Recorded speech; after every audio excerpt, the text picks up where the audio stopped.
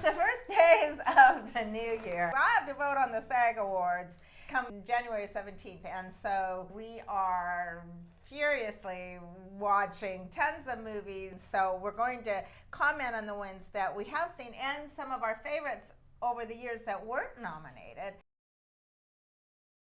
Side though, Yeah. we saw Us earlier Oh, in the year. Us, we love. And Lupita is nominated for Best Actress. And we just started to watch it again because we own it.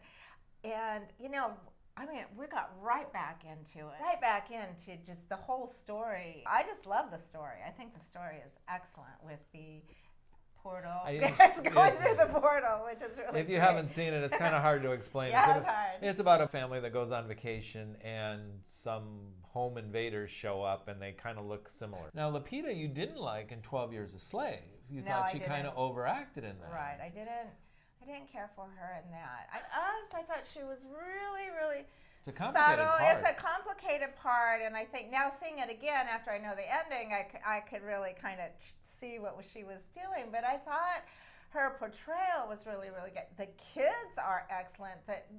All the supporting cast.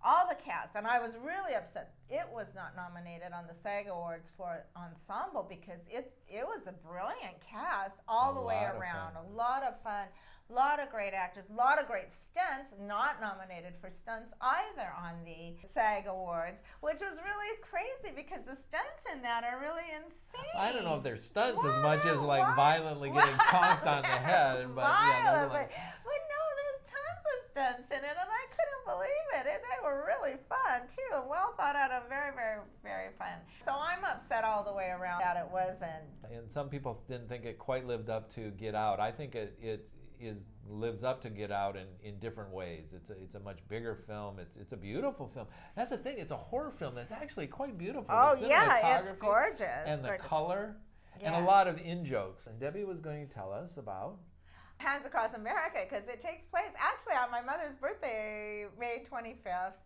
but this was in 1986.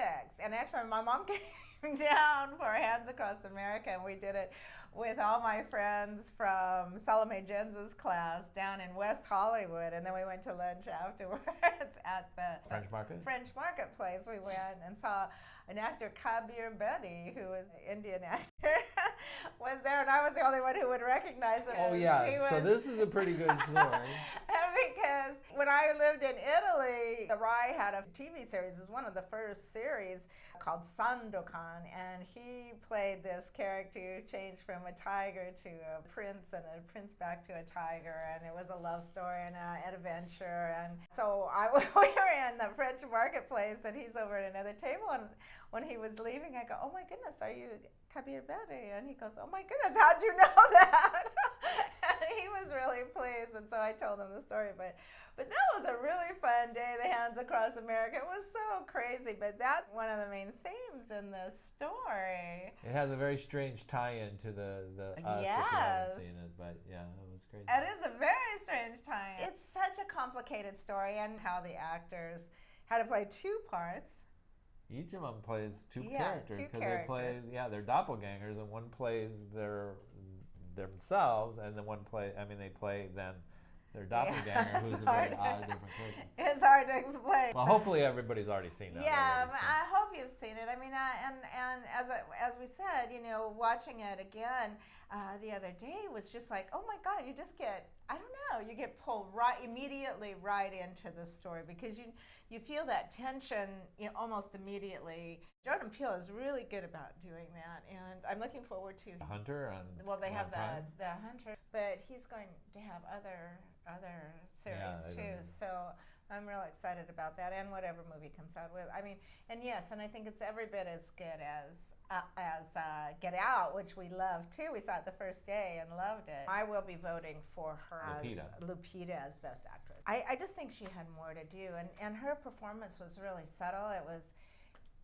as I say, now I watch it over again, I can kind of see it, but they were fun. The other couple, Elizabeth Moss and Tim Heidecker. Winston Duke plays Lupita's husband, Evan Alex, her son, and Shahadi Joseph, the daughter. And they're really good, and their stories are really good. Then the dynamic between the two kids is excellent, and it felt like a real family. It felt like a real family that'd been together all their lives.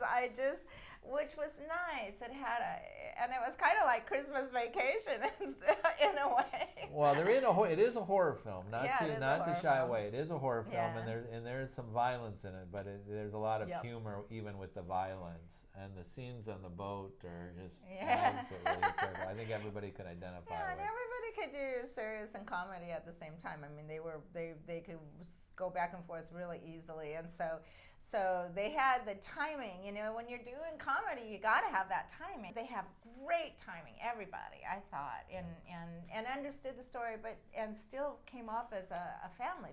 It was really great. Yes. Okay, so what I want to do is I want to use that as a jumping point. I want to do that. That came out in the first part of the year. Yes. Along with Mustang. That was the second film we saw. Right. Yeah. A very similar film, which you did not.